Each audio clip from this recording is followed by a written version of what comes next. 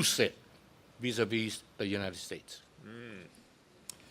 Thank you, Ronnie, and thank you for continuing our conversation, which we began in December, and I know we have some future events together as well. Yes, So, he will be the speaker of the Asia Business Council in New Delhi next month. yeah. And executive director, Janet Powell, is here. Oh, And, good. Yes. Together Oh, with your wonderful. friend John Whitehead, Yeah. I'm one of the founders. I know that. So this is a wonderful work in progress, this discussion, because every day brings new interesting things to talk about. Usually during the day, about 6 interesting things.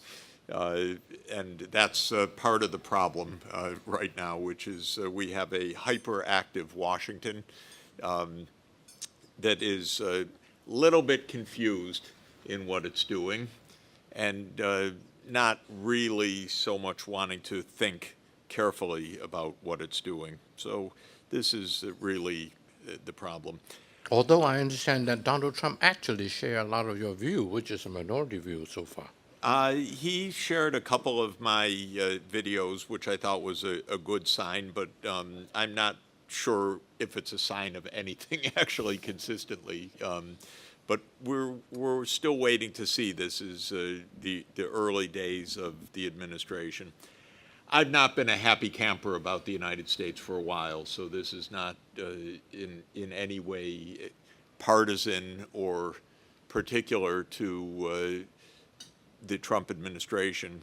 To my mind, the United States has been not the most constructive actor in the world scene for several decades, actually. I have been a bit chagrined, really, for 30 years about American foreign policy, and mostly because I saw at a very personal way and also a professional way how many opportunities for peace the U.S. Squandered needlessly. I was an advisor 35 years ago to President Gorbachev on the economic reforms of the last moments of the Soviet Union.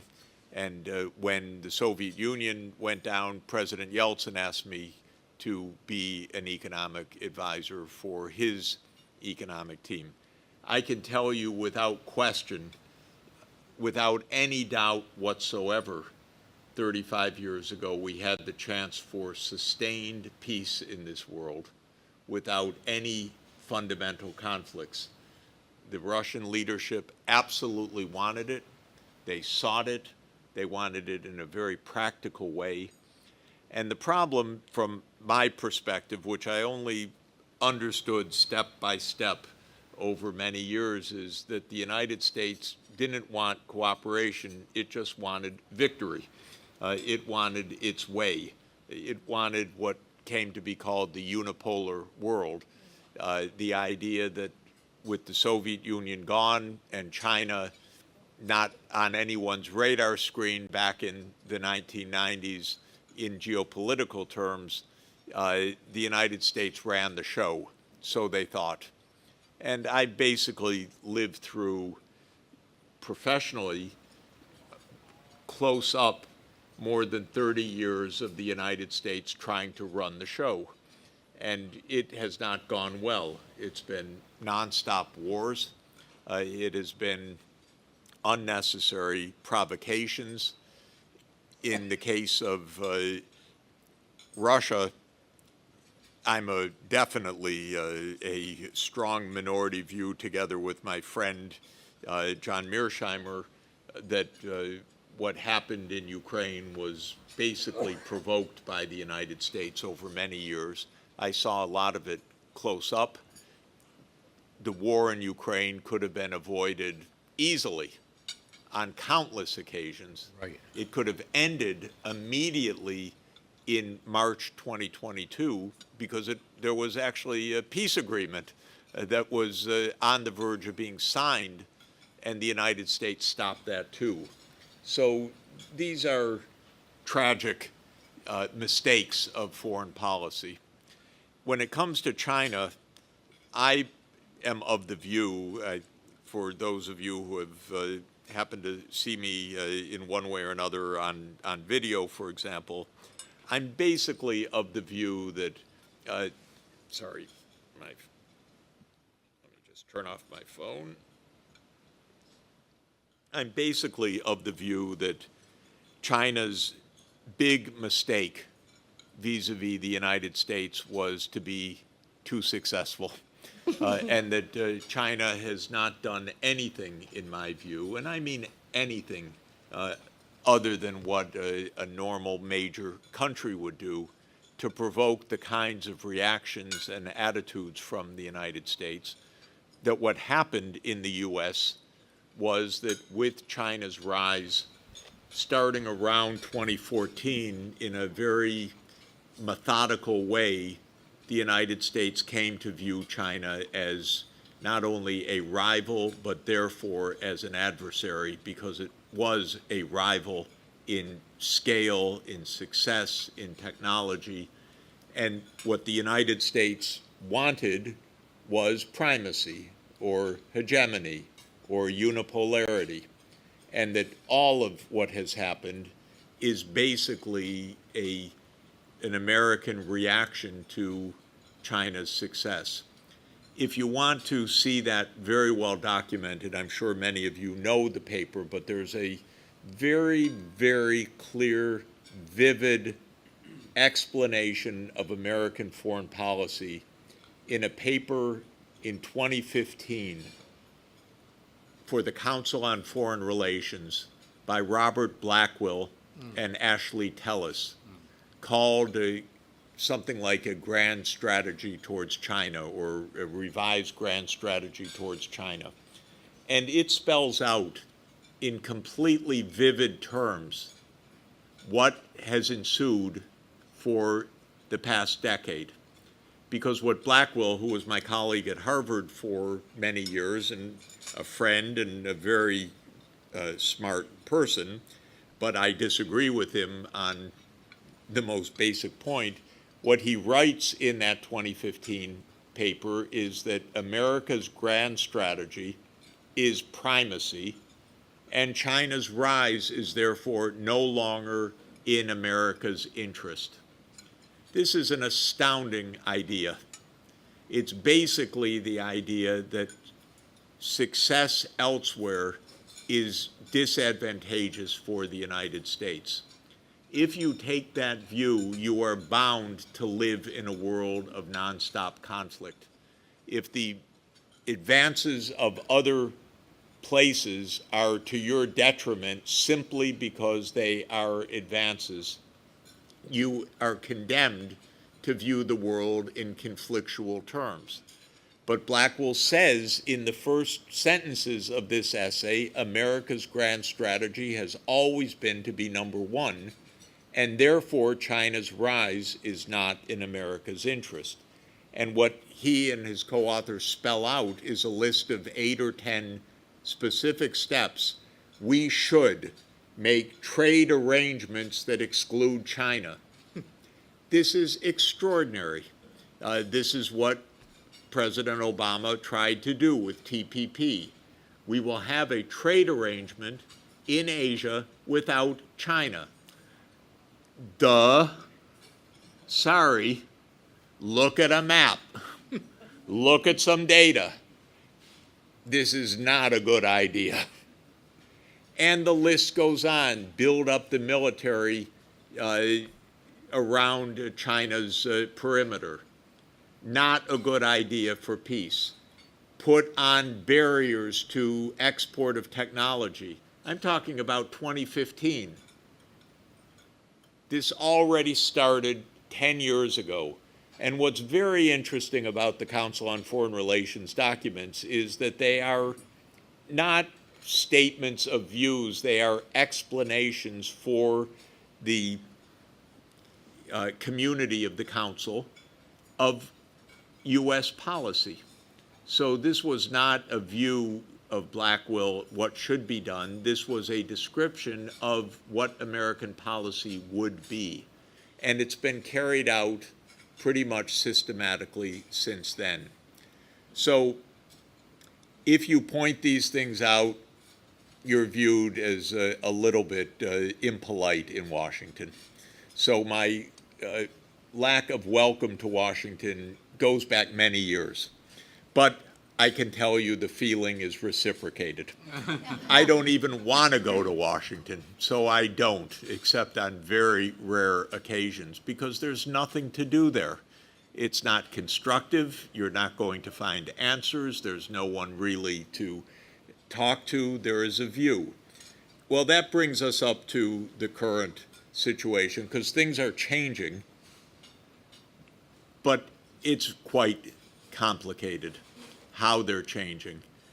I don't think they're changing in a stable direction or a stable approach. There's one thing that I very much appreciate of what President Trump is doing, which is to try to end the war in Ukraine. I think the war will end because it can't really continue without American support of Ukraine. And I believe, despite an administration that reverses policies by the hour, that there won't be a reversal of U.S. policy vis-a-vis Ukraine, because no segment of Trump's movement has any interest in putting more funding into Ukraine. And the fact of the matter is, while the early days of the Trump administration have been consumed with foreign issues, the next months will be consumed with domestic fiscal issues, and asking for more money for Ukraine would be deeply perturbing to a very unpopular fiscal agenda that Trump is going to push through successfully in the next months, and supporting Ukraine would prevent that from happening.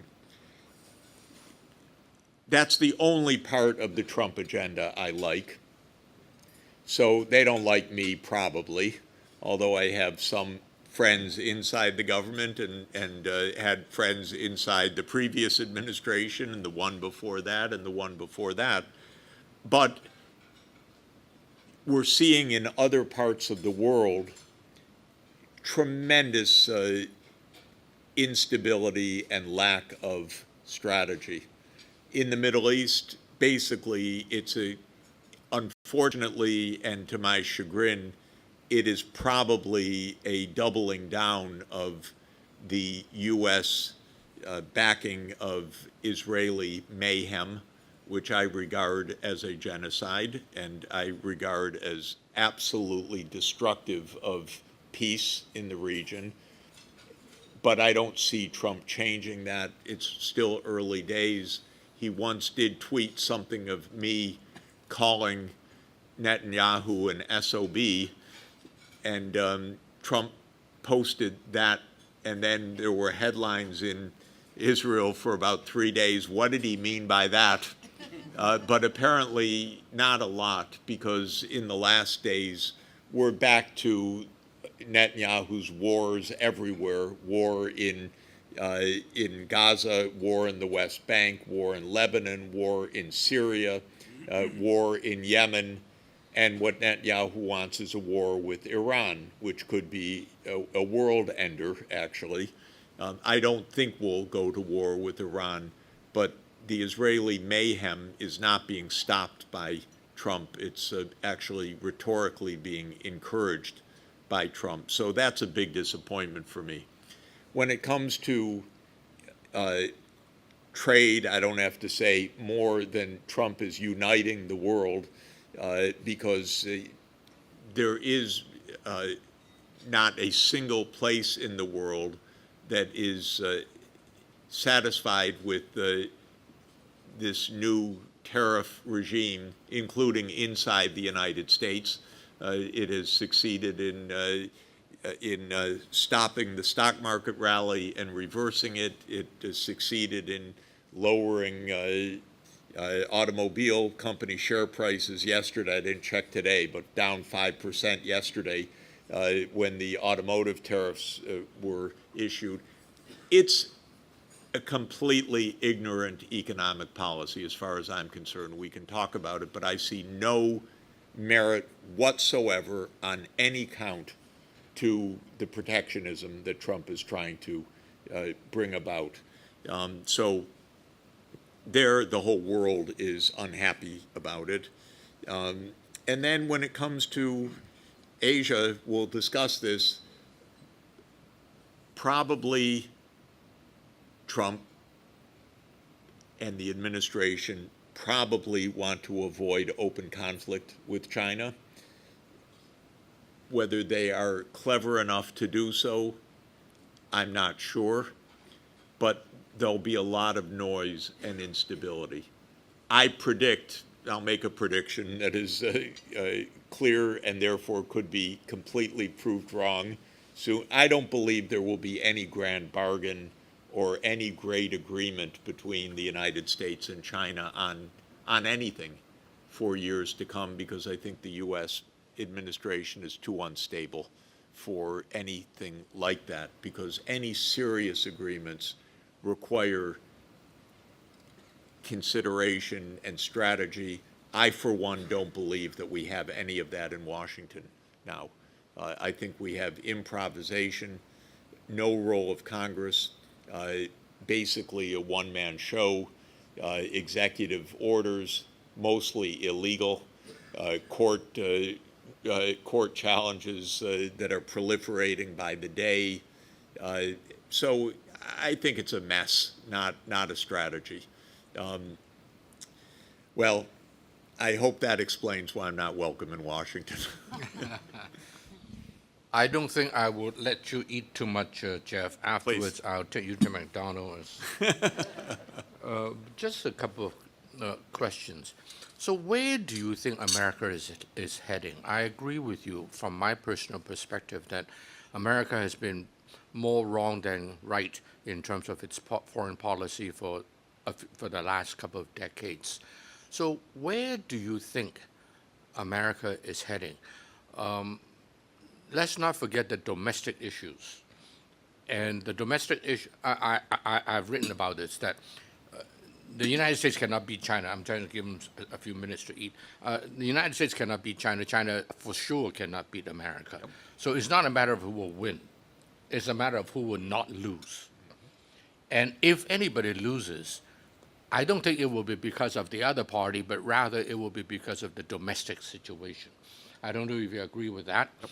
So how do you see the America's domestic situation? After all, you are an economist by training, and of course you have gone into many other things. So tell us. The U.S. Does not have a functioning political system and has not had a functioning political system for 30 years or so. And this is very interesting. American society really has great strengths, many centers of capacity in business, in academia, in civil society. And so even though our political system has badly malfunctioned, the country has done okay for the last 30 years, other than troubles caused by directly these foreign policy disasters. But the country and the economy has gone on. Many important innovations have occurred. Many great discoveries have occurred in the academic community and scientific community. So you see a country with great strengths. But for me, the remarkable fact is how poorly the political system has functioned consistently for 30 years.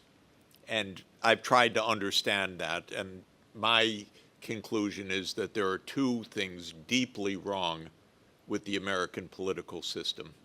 One is that it became a pay-for-play political system to a shocking extent. What a pay-for-play, that it became a corrupt political system in which campaign contributions translated into public policy. And this was not always the case. the role of lobbying changed in the United States, starting systematically in the 1970s. And there were a series of Supreme Court rulings, the most famous of which is Citizens United, in which the conservative Supreme Court ruled that limits on campaign financing were simply unconstitutional, because the idea was, and the judges were very explicit about it, giving for campaigns is speech, and free speech predominates any interest in limiting campaign financing. This was a doctrine put forward by one judge, Lewis Powell, and it's a very interesting history, because Lewis Powell was a corporate lawyer.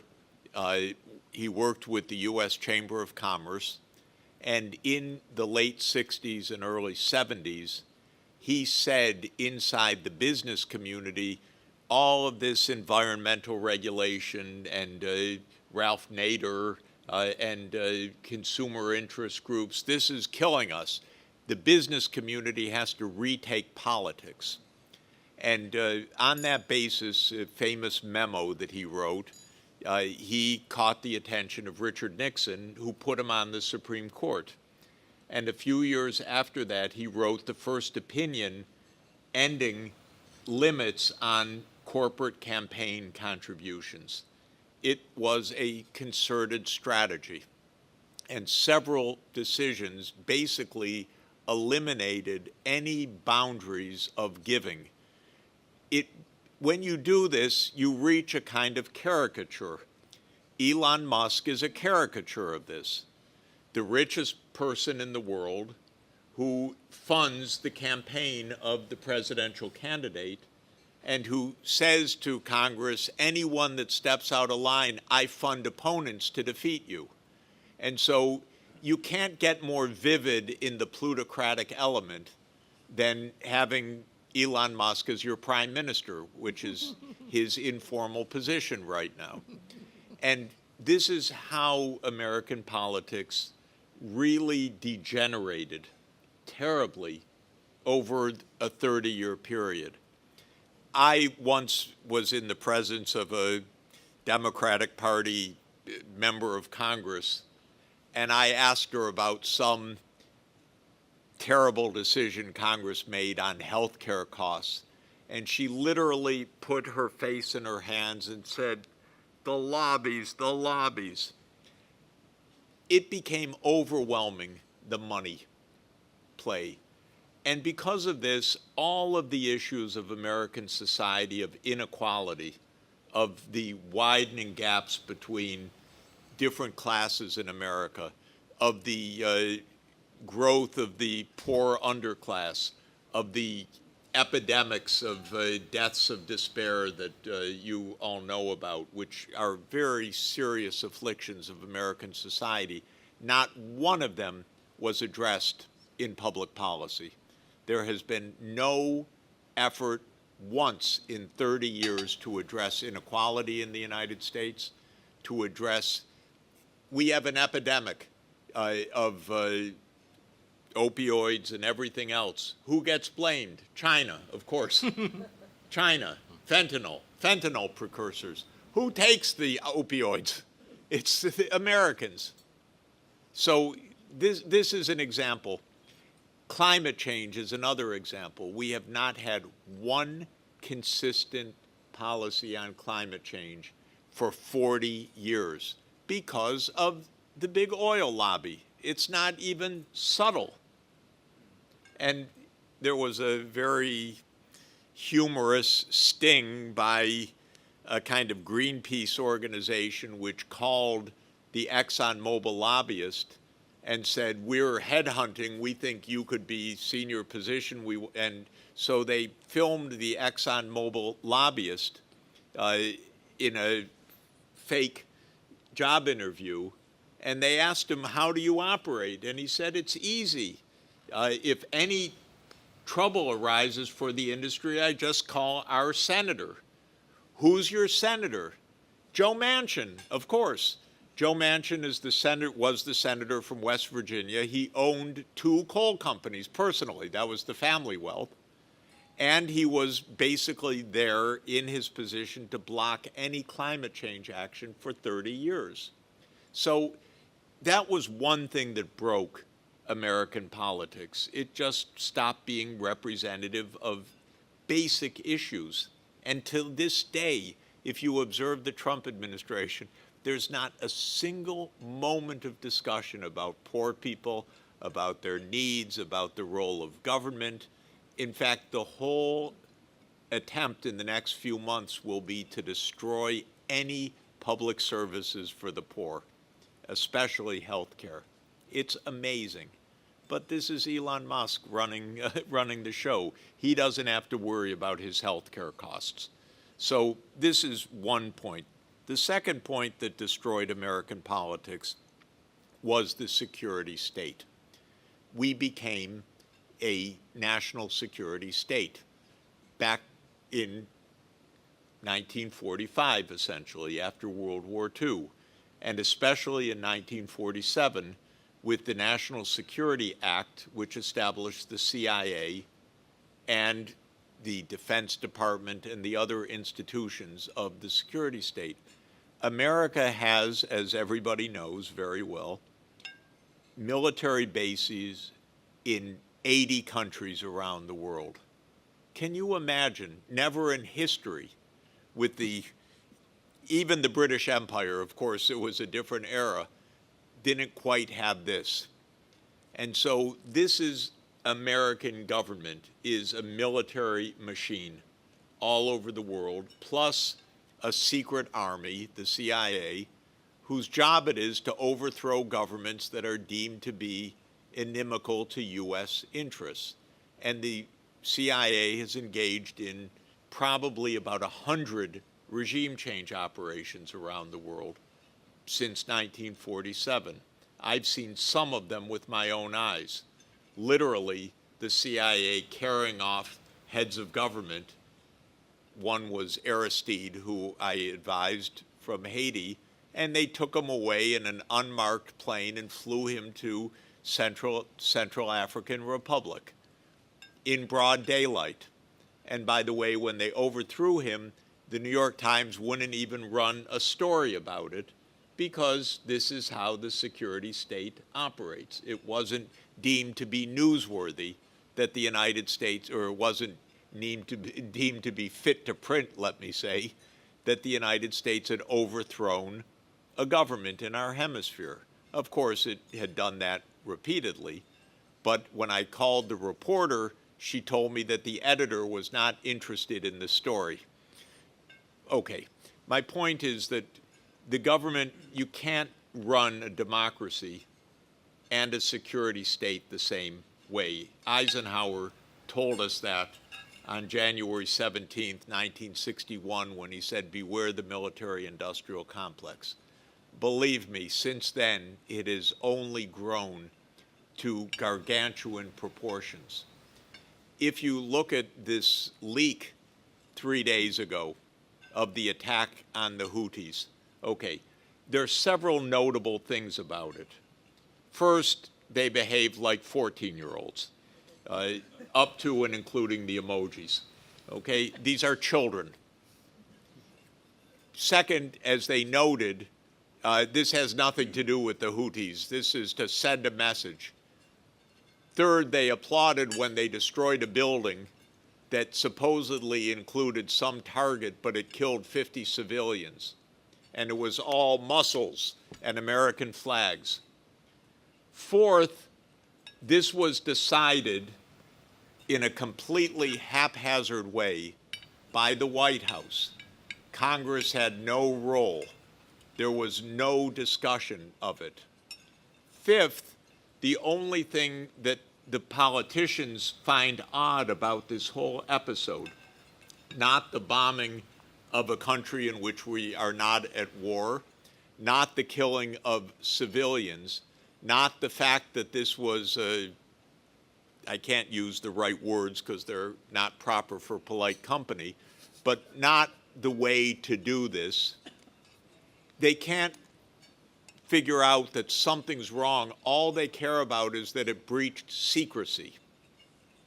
You know what? That's the least interesting part of this. The fact that you have secrecy that enables random killings of this sort on a routine basis is what's wrong.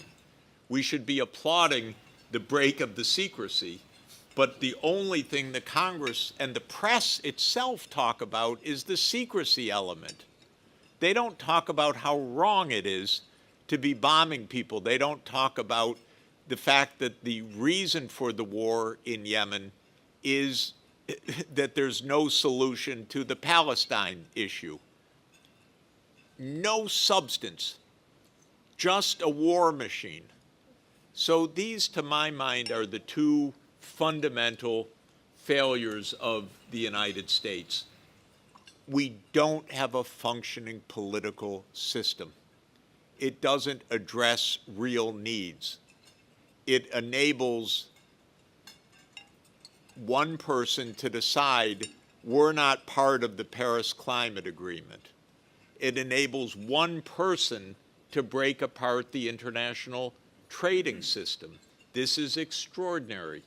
If you think about it, tariffs, by the way, under the U.S. Constitution, are the responsibility of Congress, because tax authority, going back hundreds of years in British constitutional rule, are in the domain of the Parliament or the House of Commons. That's where Parliament came from, which was to limit the tax authority hundreds of years ago. No congressman is objecting to Trump unilaterally setting tariffs. How is he doing that, by the way? It's completely unconstitutional in substance. He's doing it because we have emergency legislation that allows the President of the United States to declare a national emergency. So the tariffs on China are under a fentanyl emergency. Can you imagine how artificial that is, how bogus that is, how it has nothing to do with the issues at hand, but also how not a single member of Congress stands up and says, you're taking our authority. If we had a functioning Congress, a congressman would stand up and say, this is our responsibility. You cannot appropriate the voice of the people. This is what revolutions are supposed to be about, that the King of England could not set taxes on the colonies. That's how we started. Now we have a mad king who sets taxes day by day, and Congress has no interest in even intervening in that subject. So this is the essential problem. The country works fine on areas where you don't need a government, but it fails on every area where you do. Our infrastructure fails, the inequalities, the environment, the environmental protection, all of it is failing badly because we don't have a functioning government in the United States. Jeff? More reasons why they don't like me in Washington. Jeff, you have been a friend for many years. Sonia is not the biggest lady I've seen. And is your life ever at risk? I'm just asking on behalf of others. Maybe from Sonia. Then you're in good shape. But I don't think so. I think the capacity of the U.S. government to utterly ignore me is inexhaustible. And that is actually, in my view, really the truth. If I were a student on a student visa, I would be dragged out of our house, no doubt, because that's what's happening to our students right now, day by day. I don't know what will happen in the U.S. in general. It could get worse. It really could get worse. I've used since I've been in China for the last week. I have used semi-jocularly, but not entirely, the Cultural Revolution meme. We are in a bit of a cultural revolution in the United States. It's played as culture wars, but basically we have a leader who wants to destroy parts of government. This is clear. This is Elon is doing that work. What the real purpose is not completely clear. Maybe I'll just mention actually one very important point to understand. I think everybody knows it, but let me emphasize it. One of the core points of failure of politics in the United States is the budget. Because if you are governed by lobbying and by campaign contributions, you cannot have an effective fiscal policy. On the one hand, you have a population which votes, and so you need somehow to not have complete turmoil. And so you can't really cut, so far, Social Security, for example. You have not been able to cut Medicare or Medicaid. You can't stop paying interest on the debt. And they don't want to stop the military, which is about 3.5% to 4% of GDP if you include everything. If you take those items, the pensions, and including the various kinds of pensions, including veterans benefits, and the health care, and the interest on the debt, and the military, you have roughly 20% of GDP in spending. Our taxes are around 16% of GDP at the federal level. So you start out, even before you have any domestic programs at all, with a deficit of about 4% of GDP. Now, in our lobby-run politics, the first rule is don't raise taxes. So the taxes, especially on wealthy people. So the highest goal in fiscal policy of the Trump administration is to extend the low taxes that were voted 10 years ago on corporate taxes, which have basically been gutted. We don't collect corporate tax except in a very small amount now. And they want to extend that. Now, our budget deficit includes some public services also, some little bit for infrastructure, which is falling apart, a tiny bit for housing, some for labor, some for education. And that adds up to roughly another 3% of GDP if you include everything, the judicial system, the public administration, all the infrastructure, all the environment, National Science Foundation, everything except the military, the pensions, the health care costs, the interest costs, and a couple of other mandatory things. All civilian government is about 3% of GDP. It's not enough. That's why we solve no social problems in the United States. But if you add in the parts that they don't want to cut or can't touch, plus this meager 3%, you end up with a budget deficit of about 6 to 7% of GDP, which is what we have now. This has been going on for 20 years, so our debt is 100% of GDP and rising. The Congressional Budget Office yesterday issued a new report saying by 2055, the debt will be at 155% of GDP on current policy. So if you keep current policy and just extrapolate for 30 years, we reach 155% of GDP debt. So what is Trump trying to do?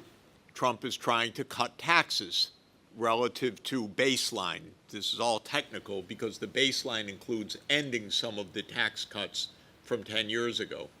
But he wants to extend those. How to do that with such a huge budget deficit?